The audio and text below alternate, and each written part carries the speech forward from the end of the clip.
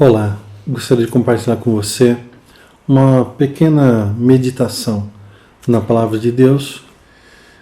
E o texto que escolhi está em João, Evangelho de João, capítulo 4, a partir do versículo 27. A Palavra de Deus diz assim: Naquele momento, seus discípulos voltaram e ficaram surpresos ao encontrá-lo conversando com uma mulher. Mas ninguém perguntou: que queres saber? Ou por que estás conversando com ela?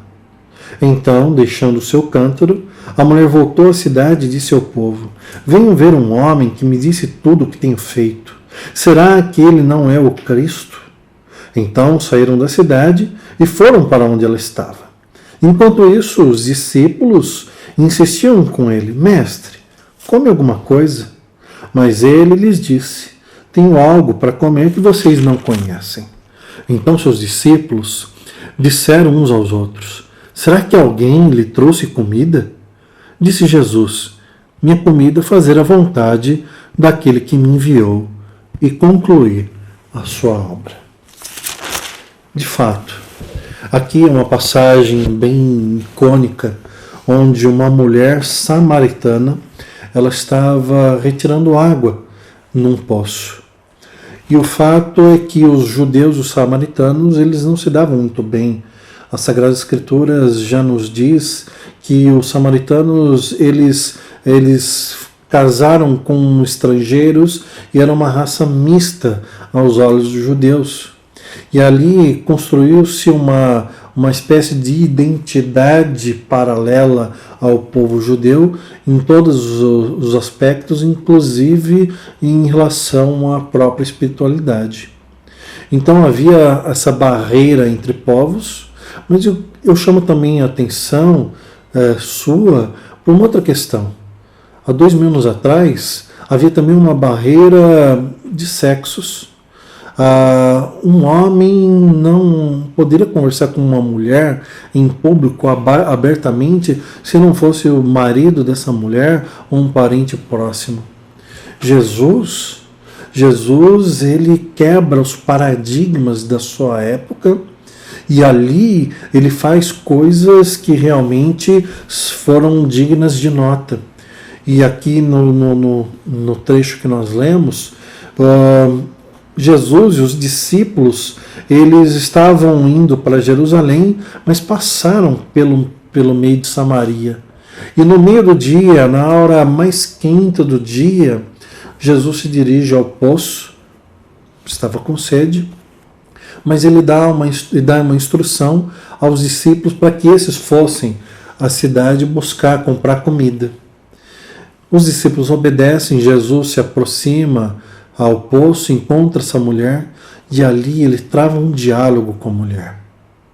É interessante que o nosso Deus, ele não é restrito, ele não é condicionado pelas convenções humanas, pelas estruturas da sociedade.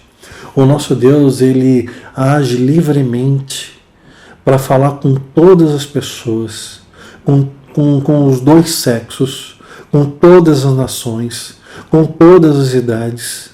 Não existem limitações para o agir de Deus.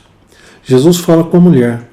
E ali a história é que Jesus ele vai falando coisas que são muito íntimas dessa mulher. E a mulher fica assim perplexa.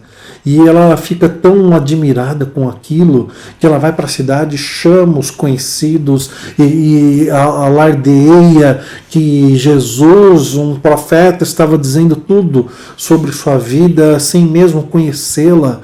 E quando os discípulos voltam e veem aquela cena, Jesus que estava conversando com a mulher, eles ficam ali um pouco chocados.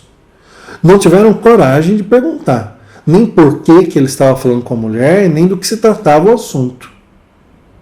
Mas então eles chegam meio desajeitados e perguntam: olha, mestre, come alguma coisa? Ou seja, o senhor nos mandou buscar comida, está aqui a comida e... Mas Jesus responde: eu tenho algo para comer que vocês não conhecem.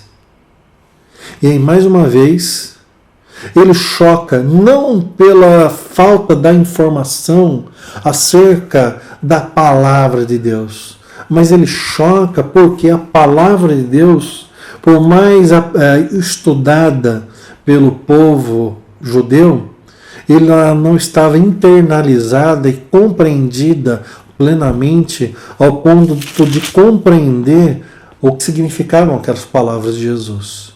E ele diz no versículo 34, a minha comida é fazer a vontade daquele que me enviou e concluir a sua obra.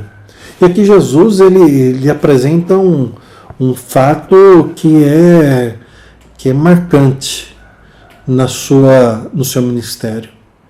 Ele veio não para fazer a vontade dele, mas para fazer a vontade do Pai. O que nos chama a atenção é que nós fomos criados para quê? Para fazer a nossa vontade ou fazer a vontade de Deus?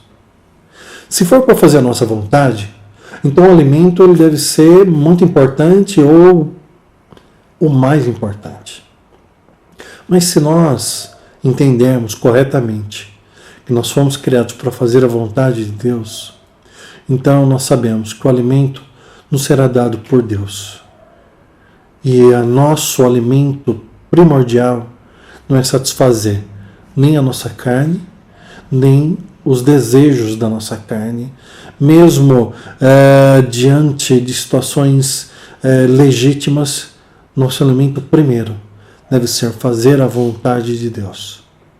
Que Deus te abençoe, que você tenha plena compreensão. Não fique chocado com as palavras do Evangelho. Não fique chocado com as minhas palavras, quando digo que nós fomos criados para honrar e glorificar o nosso Deus, não para sermos servidos por Ele. Que o Senhor Deus te abençoe e te alimente com essa palavra. Amém.